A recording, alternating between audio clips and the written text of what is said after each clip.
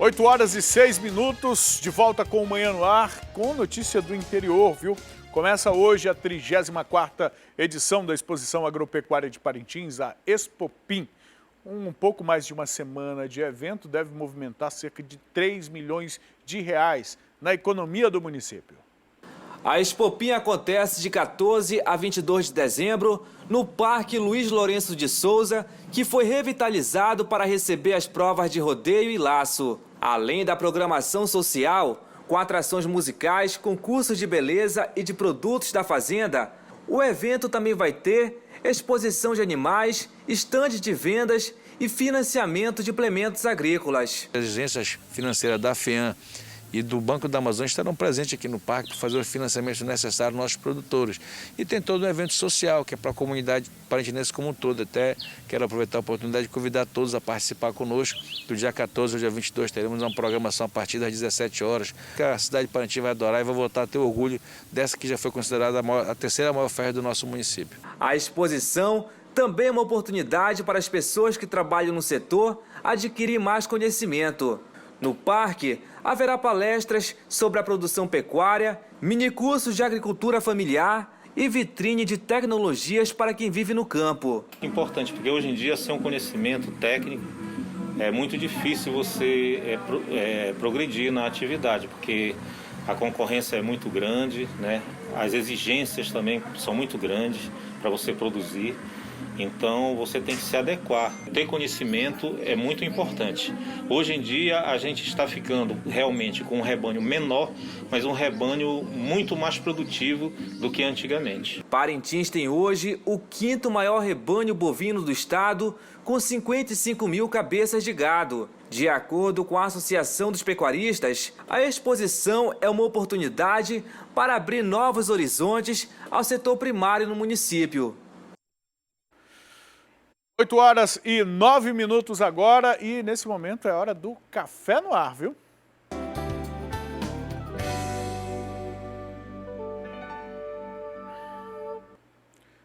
E a nossa entrevista, o nosso convidado é o escritor manauara Milton Ratum, o autor do famoso livro Dois Irmãos, que contou um pouco da trajetória de vida dele, a experiência com a literatura.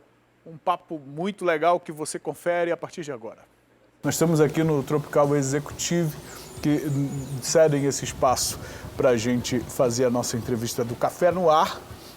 Daqui a pouco a gente vai experimentar o café aqui do chefe Lou, ele que veio inclusive nos recepcionar. E o meu entrevistado, alguém que recebo com muita honra, aliás, como todos os nossos entrevistados, Milton Ratum, que nos dá o prazer de estar conosco nessa manhã de gravação e manhã também que a gente vai compartilhar com vocês as muitas histórias. Amazonense, manauara, escritor, arquiteto, enfim, é complicado escolher um ponto de partida mesmo para conversar, até porque ele também é autor de todas essas obras que estão colocadas aqui, algumas inclusive, uma delas é do Luiz, o nosso anfitrião aqui, que aproveitou a presença do Milton para fazer aquele autógrafo. Você é alguém que de fato leva consigo uma parte da representação dos amazonenses que levam a nossa cultura, no seu caso já hoje, para o mundo inteiro, por meio de obras que já foram traduzidas. Como é isso para ti, ter uma vida dedicada à literatura e hoje estar nesse patamar? Bom, é uma alegria para mim ter sido traduzido em vários países, sei lá, 12, acho que 14 países. Mas tudo começou aqui em Manaus, né? Tudo começou com as minhas primeiras leituras no Colégio Estadual do Amazonas, onde eu estudei. Eu lembro de vários professores, da professora Alcijara, do professor Miguel Barrela. Os primeiros livros que eu li no Colégio Estadual do Amazonas foram importantes. Você falou de uma professora sua que com 102 anos ainda está viva ainda.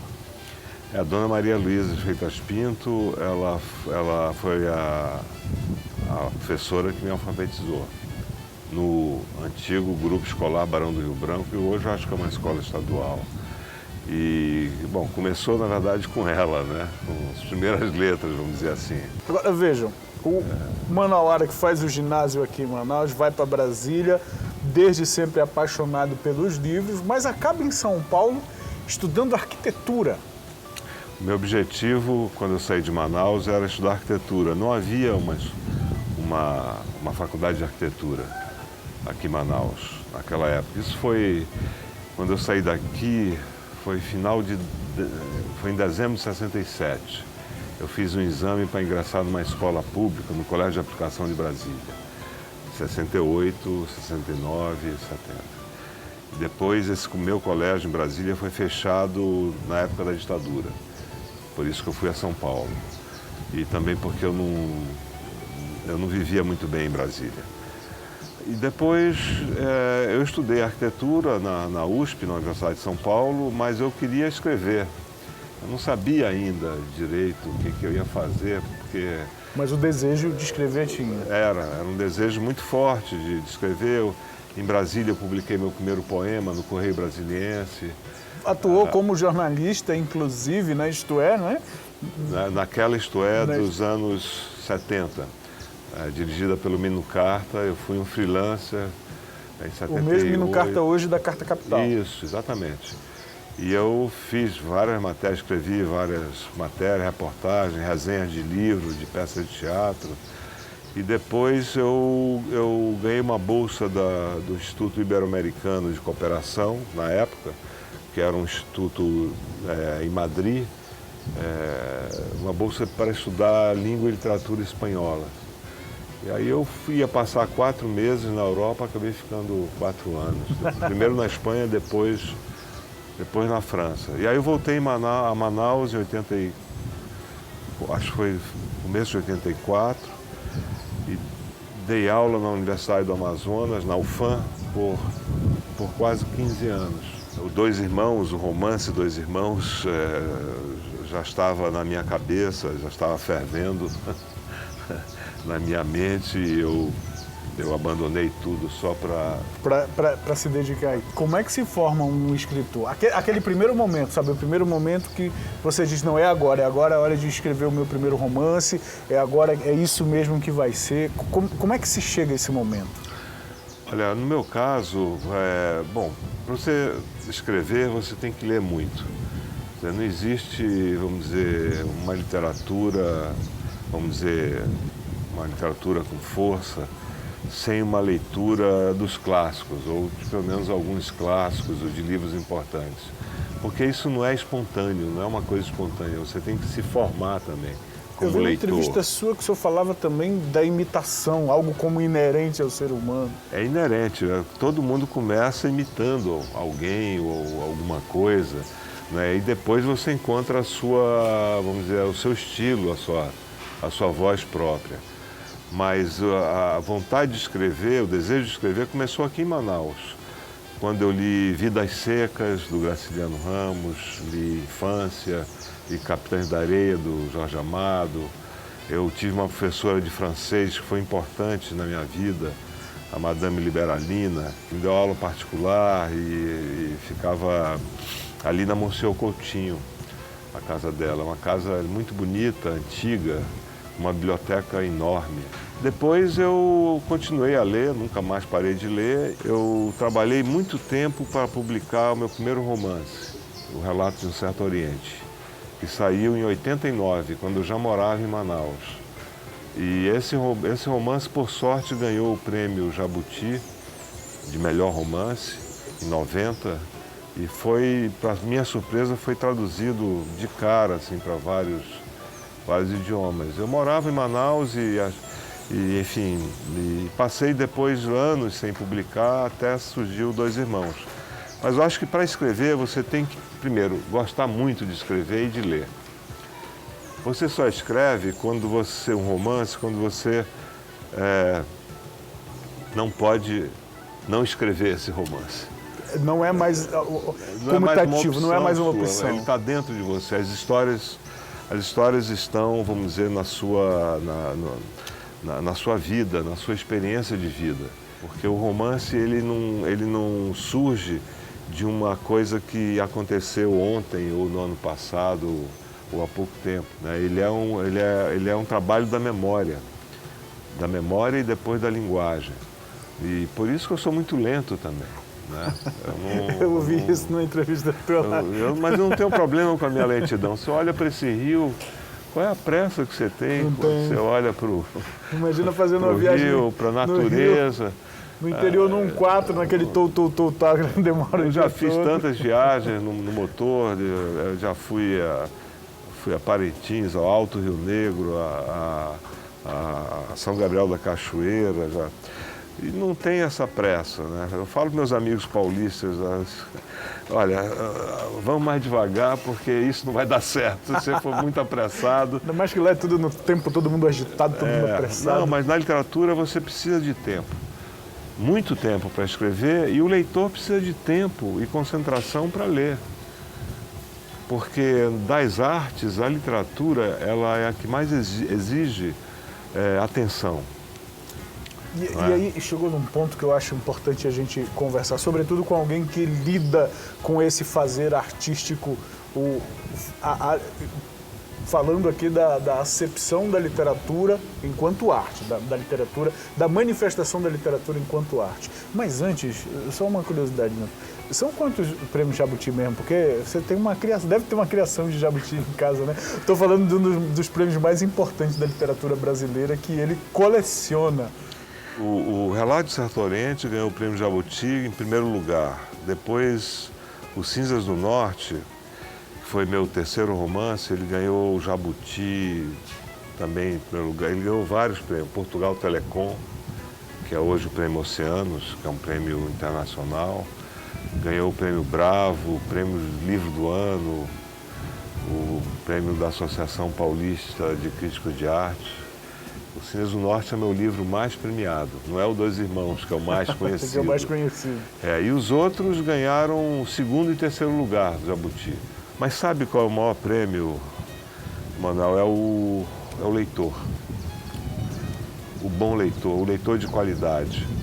Né? Porque a literatura sem os leitores, ela não existe. Perde né? o propósito. Ela perde como é que o livro não é lido. E eu tive... Não sei, eu tive sorte de ter muitos leitores e bons leitores desde o primeiro romance. Aqui em Manaus também, eu tenho muitos leitores, na Amazônia eu diria, porque eu tenho leitores em Parintins, nas cidades, nos municípios do Alto Amazonas. É fantástico a gente chegar aqui e ver a manifestação do Luiz em relação a você. Inclusive trouxe os livros, né, para ser... No Acre, no Amapá, em Rondônia, no Pará, em Belém. Eu tenho muitos leitores na Amazônia. Isso, bom, é também um orgulho para mim, né? Porque... Depois que o teu material ganhou as telas também na TV, né? Material que virou minissérie, filmes, e isso trouxe mais visibilidade para o teu trabalho? Bom, Dois Irmãos, quando a minissérie foi transmitida, alcançou mais de 20 milhões de pessoas. Sei lá quantos, é uma coisa... Aí as pessoas diziam, você é o autor daquele romance. Aí eu perguntava, mas você já leu? Falou, não, então... Porque muita gente só viu a minissérie, né? Não leu o livro. Não leu o livro. O povo sabe ler ou não sabe ler? Gosta de ler ou não gosta de ler? Olha, eu acho que há um grande preconceito no Brasil quando se diz que os brasileiros não gostam de ler. Não é verdade. Eu fui professor durante 15 anos, as pessoas gostam de ler. O problema é as jovens e crianças mais humildes, mais pobres, não terem acesso ao bom livro. Né? Então, o que forma um leitor? É a escola. O bom leitor é formado na escola. Ele não é formado em casa. Eventualmente, sim.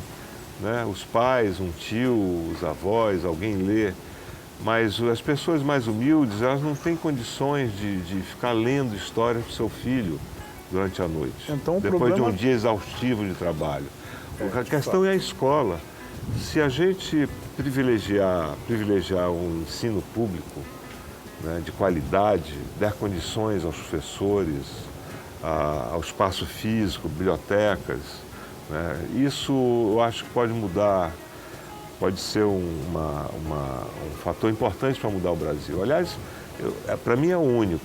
Você só vai mudar, a gente só vai, vamos dizer, avançar do ponto de vista até mesmo da democracia, por meio da educação, da cidadania, se for, vamos dizer, se houver um investimento muito forte e sério no ensino público. Então, por isso que a literatura é importante, porque ela nos permite refletir sobre nós mesmos e sobre o mundo que a gente vive e sobre outras culturas. Quer dizer, um leitor japonês que leu O Órfão do Eldorado, que saiu no Japão, sobre a Parintins, ele vai pensar, já encontrei japoneses que foram a Parintins e vieram para Manaus por causa do Órfão do Eldorado. Professores, estudantes da Universidade de Tóquio. Quer dizer, você se transporta para um outro mundo. Que Manaus você vê hoje? A Manaus de hoje não tem nada a ver com a Manaus da minha juventude, nem da minha infância, nem da minha juventude. Que era uma cidade lindíssima, com pessoas da minha geração, claro, que se lembram, ou um pouco até mais novas, com igarapés particulares, banhos, eram os banhos, né? E públicos também, como 15 de novembro e tal. Uma cidade muito arborizada, calma, sem violência. Uma morte, um assassinato em Manaus era um acontecimento. Era um grande acontecimento. E o que aconteceu? Com a Zona Franca, não houve um planejamento da cidade. Expansão urbana. Não houve invasões, a floresta foi destruída, não há infraestrutura urbana. Os igarapés viraram esgotos. Os igarapés viraram esgotos, quer dizer, foi, vamos dizer, o Euclides da Cunha, um escritor que passou importante, autor dos Sertões, ele passou por aqui em 1905, ele já dizia, não, o crescimento de Manaus é um crescimento à gandaia, quer dizer, ao léu, quer dizer, de qualquer coisa, né? Você não tem planejamento. São duas coisas que eu gostaria para esse momento final. Primeiro, que você falasse das suas obras, daquilo que está sendo divulgado agora, do que você vai fazer, que o público que te acompanha, dos teus leitores. E a outra coisa, uma mensagem para os leitores que querem ser escritores ou escritores amazonenses, que de repente sonham em ter um jabuti desses vários que você cria em casa aí, entendeu? Deixar essa mensagem de incentivo aos manauaras e amazonenses. Não se preocupe com jabutis, basta escrever e isso é mais importante, ler primeiro e depois escrever. Sentir prazer no que faz, né? Sentir prazer no que faz. Olha, eu lancei agora na Banca do Largo o Pontos de Fuga, que é o segundo volume dessa trilogia que eu estou escrevendo há 10 anos. O primeiro saiu, A Noite da Espera, o primeiro volume saiu em 2017, eu lancei também aqui na Banca do Joaquim Melo e, sei lá, no ano que vem eu acho que vou lançar o último, né? Que é um romance, são uma trilogia, os 2 primeiros volumes passam na época da ditadura, né? Acompanha um pouco a minha trajetória de vida, embora seja uma invenção do começo ao fim, né? Mas a mensagem que eu gostaria de passar vamos dizer, é um apelo para que as pessoas responsáveis pela educação pública façam um investimento maciço na qualidade do ensino. E que os jovens leiam livros, leiam bons livros. Nós temos ótimos autores aqui em Manaus e fora de Manaus, autores brasileiros. Isso porque a leitura, vamos dizer, é um acesso à cidadania. Não há país desenvolvido e não há país civilizado no mundo em que a leitura não seja uma coisa fundamental. Palavras de quem entende do assunto, palavras de quem já esteve no mundo inteiro, que mora no Brasil por opção e escolha. Enfim, muito obrigado pela entrevista, mais uma vez. Obrigado. Uma pena não podermos ir mais uma vez agradecer ao hotel, ao Tropical Executive, lembrando que vai ter um Réveillon aqui, viu? Informações está no site do hotel. Obrigado ao mestre Lou, ao Luiz também pela recepção. E a gente termina a entrevista aqui, vamos seguir aqui agora para o nosso café, viu? Um abraço.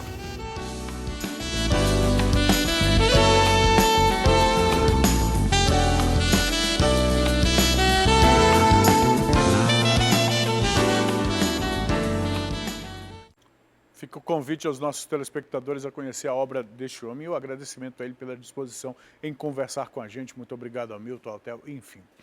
Agora vamos falar de samba, porque o carnaval está chegando e a Escola Vitória Régia já se prepara para a disputa, viu? A agremiação vai em busca do 14º título. A bateria está afinada.